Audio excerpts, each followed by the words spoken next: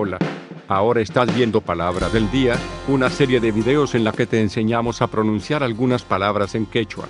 Así que nuestra palabra del día por hoy es Jorqoy, jorqoy, jorqoy, la palabra quechua. jorqoy, En español significa sacar. Por ejemplo, wayaqaykimanta aychata jorqoy. Este video ha sido revisado y aprobado para su publicación por la Academia Mayor de la Lengua Quechua, Cusco. Teléfono: 084-315296. Dirección: calle Chaparro 231, Cusco, Perú. Para mayor información dirígete a www.amlq.org.pe.